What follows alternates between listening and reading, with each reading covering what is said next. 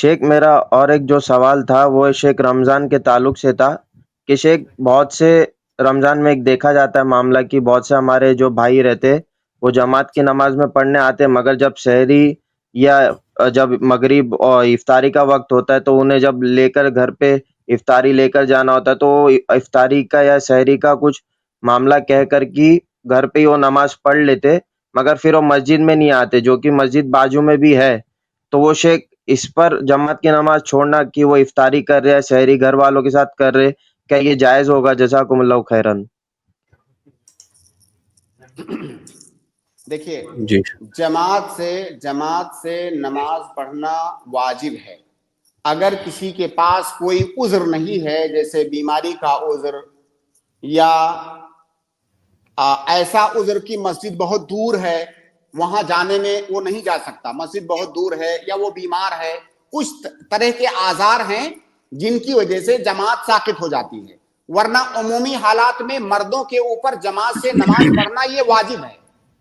اب اگر کوئی آدمی اس لیے جماعت چھوڑ رہا ہے کہ مجھے افطاری کرنی ہے, مجھے کھانا کھانا ہے, اگر اس لیے جماعت چھوڑ رہا ہے تو یہ جائز نہیں ہے. البتہ اس کی ایک صورت بن سکتی ہے, جیسے اللہ کے نبی صلی اللہ علیہ وسلم کی ایک حدیث ہے کہ جب کھانا حاضر ہو تو پہلے کھانا کھاؤ اس کے بعد نماز پڑھو. اللہ کے نبی صلی اللہ علیہ وسلم کی معروف حدیث ہے کہ اگر کھانا حاضر ہے تو پہلے کھانا کھاؤ اس کے بعد نماز پڑھو. اس حدیث کا مطلب کیا ہے؟ اس حدیث کا مطلب یہ ہے کہ کھانا تیار ہے, آپ کو بھوک لگی ہوئی ہے, اتنی بھوک لگی ہوئی ہے کہ اگر آپ ابھی کھانا نہیں کھائیں گے اور نماز پڑھنے لگیں گے تو آپ کا دل کھانے میں لگا رہے گا. جب آپ کا دل کھانے میں لگا رہے گا تو ظاہر ہے آپ کی نماز میں خشوع اور خضوع نہیں آ پائے گا. آپ نماز پڑھ رہے ہیں, آپ کا دماغ کھانے پر ہے. اگر کسی کی یہ سچویشن ہے کہ کھانا تیار ہے, اسے بھوک لگی ہوئی ہے اور اسے کھانے کی اجازت بھی ہے, یہ 2-3 شرطیں علماء نے ذکر کی ہیں. پہلی شرط کھانا تیار ہے, دوسری شرط اس کے لیے کھانا کھانا جائز ہے, کیونکہ کھانا کھانا کبھی کبھی جائز نہیں ہوتا ہے. جیسے رمضان میں مان لیجئے ظہر کا ٹائم ہے, کھانا رکھا ہوا ہے, گھر میں بھوک بھی لگی ہوئی ہے, لیکن آپ کے لیے کھانا جائز ہی نہیں ہے. تو کھانا تیار ہے, کھانا اس کے لیے جائز ہے, اور اسے اتنی بھوک لگی ہوئی ہے کہ اگر وہ کھانا چھوڑ کر کے نماز پڑھے گا تو اس کی نماز میں خشوع اور خضوع نہیں آئے گا اور اس کا دل کھانے میں لگا رہے گا. ایسی صورت میں وہ پہلے کھانا کھائے گا. اب اگر کسی کی یہ سچویشن ہے اور اس سچویشن کی وجہ سے اس کی جماعت چھوٹ جا رہی ہے تو وہ معذور ہے. لیکن اگر افطاری کا ٹائم ہوا, آپ نے تھوڑا سا کچھ کھایا اور جو بھوک اور پیاس کی شدت تھی وہ شدت ختم ہو گئی, گھر سے آپ آسودہ نہیں ہوئے لیکن وہ شدت ختم ہو گئی, تو آپ پہلے جا کر کے نماز پڑھیے. ہاں اگر وہ شدت کو ختم کرنے میں جماعت چھوٹ جا رہی ہے تو آپ معذور ہیں. لیکن میں نہیں سمجھتا ہوں, عام طور سے بہت ساری مسجدوں میں اس بات کا اہتمام ہوتا ہے افطاری کے ٹائم کہ رمضان میں مغرب کی نماز تھوڑی سی مؤخر کرتے ہیں تاکہ لوگ افطار کر کے آرام سے مسجد میں آ جائیں. تو بہرحال فقط افطاری کے لیے جماعت کو چھوڑنا یہ جائز نہیں ہے. البتہ اگر اتنا ٹائم نہیں دیا جاتا ہے اس مسجد میں کہ وہ اتنی افطاری کر سکے جس سے اس کی بھوک کی شدت ختم ہو سکے, پیاس کی شدت ختم ہو سکے اور اس کا دل کھانے پینے میں لگا رہے گا, ایسی صورت میں وہ آدمی پہلے کم سے کم اتنا کھا پی لے گا کہ اس کی بھوک اور پیاس کی شدت کم ہو جائے اور وہ اطمینان سے نماز پڑھ سکے. جی شیخ, بہت بہترین پوائنٹ شیخ. اس لیے کہ افطاری کا شیخ بہت مسجدوں میں اہتمام بھی ہوتا ہے اور سحری کا بھی ہوتا ہے شیخ.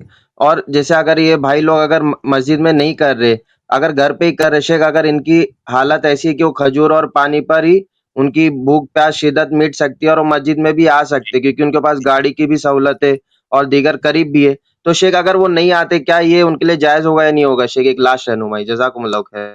نہیں, ان کے لیے جائز نہیں ہوگا جماعت چھوڑنا. اگر وہ جلدی سے اتنا کھا کر کے مسجد میں پہنچ سکتے ہیں جتنا کھانے سے بھوک اور پیاس کی شدت ختم ہو گئی اور نماز اطمینان سے پڑھ سکتے ہیں, تو پھر ان کے لیے جماعت چھوڑنا یہ جائز نہیں ہے.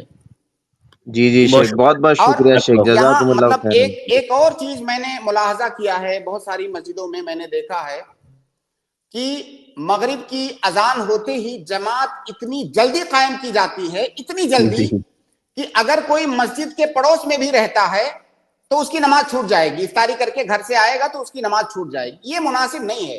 دیکھیے مغرب کی نماز میں بھی اتنا وقت ہوتا ہے کہ آپ 10 منٹ 12 منٹ اذان کے بعد 10-12 منٹ موخر کر سکتے، موخر کر کے جماعت قائم کر سکتے ہیں. آپ نے جو لوگ وہاں پہ مکہ یا مدینہ گئے ہیں انہوں نے حرمین میں دیکھا ہوگا کہ میرے خیال سے تقریباً 15 منٹ وہاں پہ یا اس سے کچھ زائد ہی انتظار ہوتا ہے رمضان کے مہینے میں مغرب کی نماز میں، تاکہ لوگ کم سے کم اپنی بھوک اور پیاس مٹا کر کے اطمینان سے نماز پڑھیں.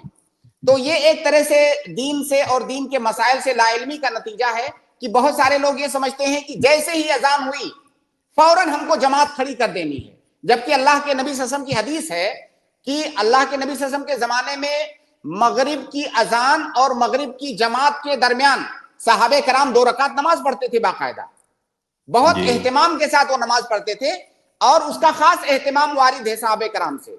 تو اتنا وقت ہوتا تھا. تو بہرحال جو معمومین ہیں ان کے جو حالات ہیں اس کی رعایت ہونی چاہیے.